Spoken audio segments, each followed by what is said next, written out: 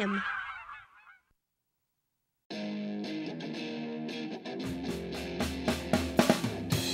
He's gonna take you back to the past to play the shitty games that suck ass. He'd rather have a buffalo take a diarrhea dump in his ear. He'd rather eat the rotten asshole of a roadkill skunk and down it with beer. He's the angriest gamer you've ever heard.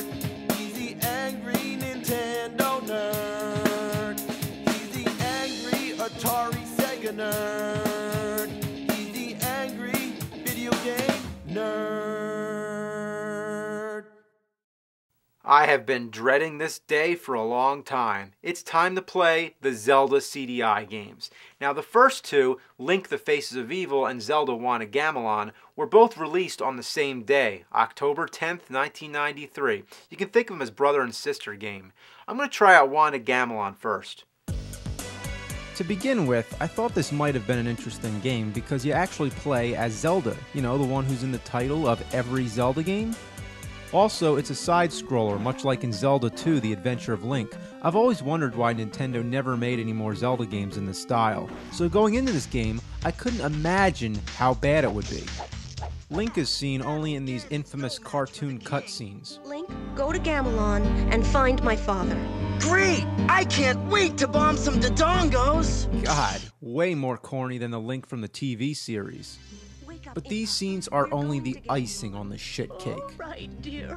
The first thing I find kind of disappointing is the instruction manual. Counting the English section, it's only 10 pages. All you get is a very brief storyline and bland descriptions. If you look at the original Nintendo manual, look at how elaborate and colorful it is. Let's talk about the controls. Regardless of which controller you have, it seems the CDI only uses 2 buttons. So to jump, you have to press up. Being that it's a platform game and a lot of the jumps have to be done with perfect accuracy, it wears on your thumb real fast. And sometimes when I'm trying to press left or right, I end up jumping by accident. The first button is the sword. The second button is everything else, opening doors, bringing up the status screen, and using an item. It's a fucking mess, and it causes nothing but problems. To bring up the status screen, you have to crouch down and hit the button. To begin with, that's a pain in the ass. But if you're in front of a door and push the button, you end up going through the door, regardless of whether you're standing or crouching. So if you want to bring up the status screen, you gotta stay away from the doors. Also, the status screen is the only way you can pause the game. Sometimes I forget or don't realize I'm in front of a door, so I try to bring up the status screen and then I get up to take a piss only to realize that I'm in another room getting my ass handed to me. The problem also works the other way around. If you're trying to go in the door, you have to be certain that you're standing right in the middle, or else you end up using your item. I've wasted so many bombs just trying to go in the damn doors. And you want to know what I fucking hate? To collect rupees or anything, you have to stop and hit them with your sword. And you can't be standing in front of them either. You have to be in the right position. There's no other way. You don't have to do that in any other Zelda game. You see a rupee, all you need to do is touch it. But in this piece of shit, every single rupee slows you down. Most of the time I ignore them, but as it turns out, you need rupees more than ever in this game. Many of the items that you use take rupees away when you use them, and you constantly need to buy bombs, lantern oil, and ropes. The bombs are for killing tough enemies and blowing your way into certain places you need to go. Sometimes, just to blow up one boulder, it takes 10 bombs. You think that's enough? The lanterns are for lighting the dark areas, and let me tell you, this game got really carried away with this. It's common in Zelda games that there's always dark areas, usually in caves or dungeons in which you need to light the way. But in this game, it seems every fucking place you go it gets dark. Even in the treetops in broad daylight it happens. And the lantern only lasts for a few seconds, and then it goes dark again. Cut me a break. So you're constantly switching back to the status screen to keep selecting the lantern oil. And when it runs out, being stuck in the dark is absolutely miserable. You can't even see the fucking door to find your way back out. So finding the door in the dark is a bitch. But other times the problem is trying to get your ass away from the door. Watch this situation. I go in the door, it's dark, I need the lantern, so I crouch down and try to bring up the select screen, and I exit the door. What the fuck? So I go back in. This time I make more of an effort to step away from the door. I try the status screen again, and what happens? I go out the damn door again. So this time I go back in, I walk to the left, and finally I'm able to bring up the status screen and select the lantern. As the room illuminates, you can see how big that door was. Even if I know I'm about to step into a dark room and I select the lantern in advance, it still doesn't make a difference because if I try to use the lantern while I'm touching the door, I'll have the same problem. It would have really helped if all that shit didn't have to be the same button. I know I'm digging deeper and deeper into the same topic, but it really is a continuous problem. It can even get you killed. Say I go into a dark room, I step away from the door, and I fall. How was I supposed to know there was a crevice there? All because I can't use the lantern at the door. It's fucking bullshit! But now that I've discussed all the problems with using the lantern in the dark rooms, let's talk about the ropes. You use them for climbing all those tough-to-reach platforms. But why you can only use a rope one time makes no sense. Why does Zelda have to carry around 20 fucking ropes? Why can't she use the same one? And if you die, you go back to the beginning of the stage, so you're constantly wasting your ropes. Let me tell you, there's nothing more frustrating than making it to the end of a stage, then realizing you have no more ropes, so it's back to the fucking store. But damn, I haven't even started talking about how hard it is to maneuver. First of all, you can't jump straight down. If you want to go down, you have to keep following the walkway until you get to an area you can drop. This little blue guy, he's too short to hit, and if I try to jump over him, I end up back at the top. So I gotta keep walking side to side just to go down. The graphics are so convoluted you can't even tell where you can go. Look at this, what the fuck, I can't go through.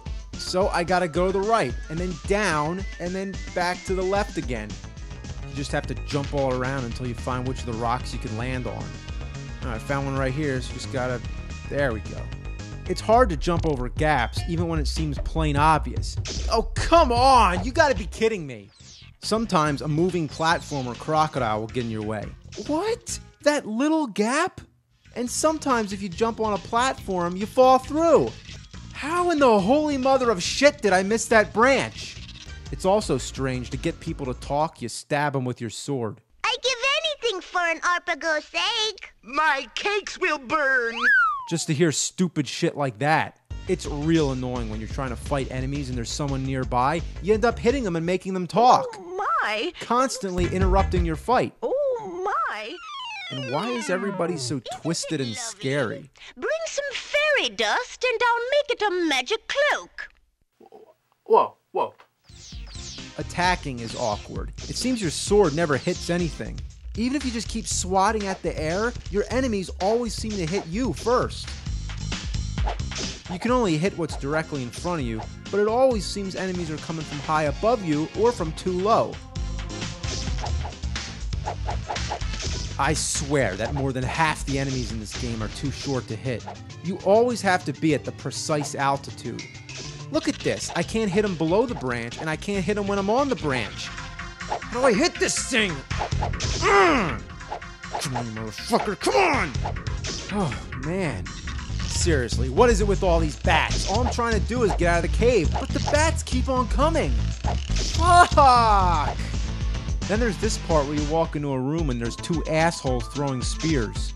Gonna try again. If only I could get close enough. As hard as it is to get close to your enemies, sometimes the problem is being too close. Come on, you fucking piece of shit, get off me! And there's no recovery time. They can drain all your energy in a second. Come on, jump over. Fuck, I can't believe that. And if you're too close to the top of the screen, you can barely jump at all. Oh my god. Sometimes enemies don't appear until you're right next to them. Where the fuck did he come from? Look, you can clearly see that nobody's there, but as soon as I go up, bam, I'm dead. It's awful! But as difficult as it can be to slay the regular enemies, the boss battles are ridiculously easy if you know what weapon to use. They only take one hit. When you kill them, you get these amusing cutscenes. You've killed me! Good. Good. You killed me. Good. Fuck! Fuck! Fuck! Fuck! Fuck! Fuck! Fuck! Fuck! Fuck! Fuck! Fuck! Fuck! Fuck! Fuck! Oh, gotta calm down.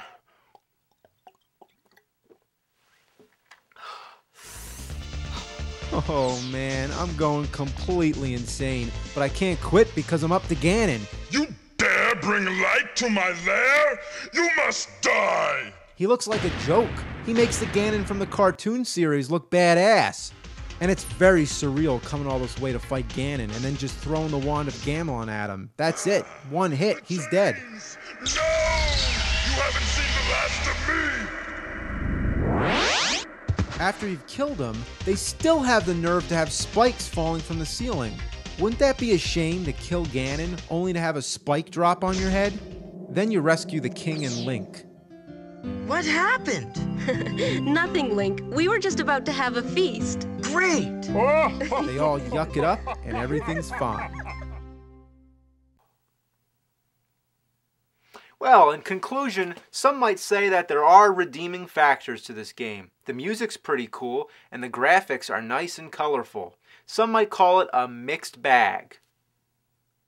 But let me tell you what kind of mixed bag. It's a trash bag that's had a bad day. Like say your mom cleans out the cat litter, fresh and stale Duty Pebbles go right in the bottom of the bag, and then your sister throws out her used tampons, and where do they go? In the same bag. And then your brother comes home piss-ass drunk, just upchucks, pukes right into the bag. Now, I'm not trying to be disgusting, but that is a realistic situation, and what it all comes down to, that's a nasty bag. But I'd rather take that shit out to the garbage than deal with this piece of fuck. Fuck this game. Get out of my face. And you know what the worst part about it is? I still have 2 left.